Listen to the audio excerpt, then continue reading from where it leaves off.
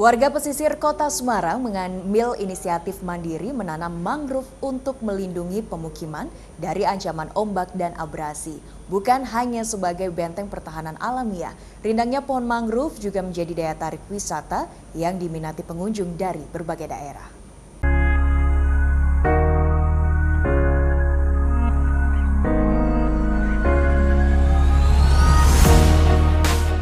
Kota Semarang yang menjadi ibu kota Jawa Tengah kini menghadapi dua persoalan alam serius.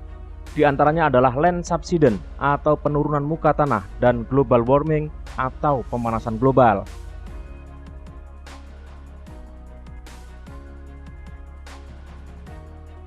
Pakar lingkungan Universitas Diponegoro Undip Semarang Profesor Dr. Denny Nugroho Sugianto menyebut beberapa kawasan pesisir pantai utara Jawa terjadi penurunan muka tanah berkisar 15 cm per tahun. Sementara global warming berdampak pada naiknya muka air laut di perairan Semarang sekitar 7-8 mm per tahun. Jadi sudah terbukti bahwa ada kenaikan muka air laut rata-rata di sekitar Semarang dan sekitarnya sekitar 7-8 mm per tahun. Meskipun skalanya kecil, tapi ini menjadi salah satu warning buat kita bahwa secara global itu sudah terjadi akibat adanya perubahan iklim yang menyebabkan kenaikan muka air laut rata-rata. Dua penyebab ini yang menjadi ancaman buat kita ke depan. Ayo ambil mangrove-nya dulu. Masyarakat pesisir Semarang saat ini dinilai makin sadar akan ancaman tersebut. Mereka menciptakan barisan mangrove sebagai perisai alami dari gempuran ombak, sekaligus meredam dampak kerusakan alam.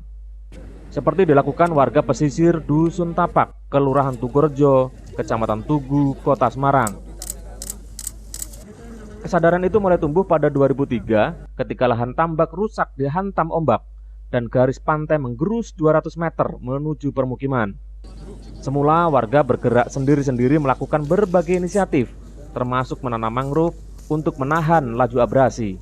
Hingga pada 2015 mereka bersepakat untuk membentuk eduwisata mangrove tapak. Komunitas ini bukan hanya gencar menanam, tetapi juga menggelar sekolah mangrove untuk mengajarkan tata cara dan jenis mangrove yang bisa ditanam di kawasan pesisir Kota Semarang. Kita semua tahu sendiri di pesisir pantai di Kota Semarang ini mengalami penurunan tanah atau mengalami abrasi yang cukup besar.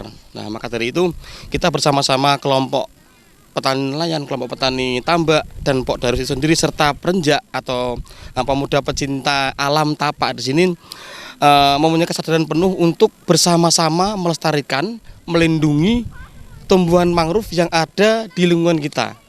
Jadi kalau kita melihat historis yang dulu itu adalah mangrove di wilayah pantai yang waktu itu menjadi sepadan pantai. Kemudian karena dari produktivitas tambak udang waktu itu sangat menggiurkan dan itu adalah merupakan salah satu perekonomian yang sangat seksi. Sebagian wilayah mangrove yang ada di wilayah pesisir ditebang, kemudian dikonversi menjadi tambak. Setelah itu terjadi dan hanya beberapa saat saja masyarakat menikmati, tapi dampaknya luar biasa. Setelah itu semua tambak menjadi kolab, tidak bisa digunakan lagi, pantainya terabrasi dan lain sebagainya, sehingga sekarang mereka tidak mempunyai lahan untuk apa-apa. Dan kesadaran ini menjadi hal yang sangat penting, karena masyarakat sudah mulai tahu, karena saya melakukan ini, akibatnya ini, penyebabnya ini.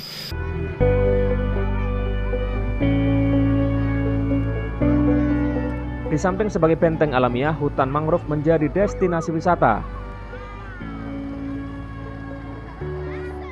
Suasana rindang dengan nuansa hijau menyejukkan membuat tempat ini menarik untuk dikunjungi. Wisatawan menjelajah sungai menuju pantai menggunakan perahu untuk merasakan keindahan alam. Jadi dari kita itu sering mengajak anak-anak untuk sejak dini mengenal lingkungan yang dalam hal ini adalah mangrove, karena seperti kita ketahui mangrove di sini adalah benteng utama untuk pesisir Kota Semarang. Pesisir ini salah satu bagian dari mereka dan sekarang karena krisis iklim ini sudah mulai tergerus ya, istilahnya garis pantainya sudah mulai berubah lebih semakin sedikit juga istilahnya semakin menggerus daratan. Jadi kenapa kami sampai menanam mangrove? Karena salah satu dari visi kami adalah memperbaiki dunia istilahnya. Mangrove yang lain adalah untuk Sekolah mangrove yang semula hanya untuk anggota komunitas juga diminati wisatawan, termasuk anak-anak. Mereka menyimak penjelasan pentingnya mangrove untuk menjaga keseimbangan ekosistem pesisir. Kemudian wisatawan diajak terlibat untuk menjaga alam dengan menanam mangrove serta membersihkan sampah di kawasan pantai. Sekolah mangrove ini semakin menarik karena juga dilengkapi area bersuah foto dan ayunan yang nyaman bagi anak-anak. Kombinasi ini menjadikan hutan mangrove tidak hanya sebagai perlindungan lingkungan, tetapi juga destinasi rekreasi yang menghibur dan edukatif. Tadi kita naik kapal ke pantai tadi untuk menanam tanaman mangrove. Kenapa tebing mangrove itu? Karena mangrove bisa kayak jadi pagar dari antara pesisir pantai. Biar tidak terkena ombak begitu ya? Iya. Kalau mangrove tidak ada bisa banjir.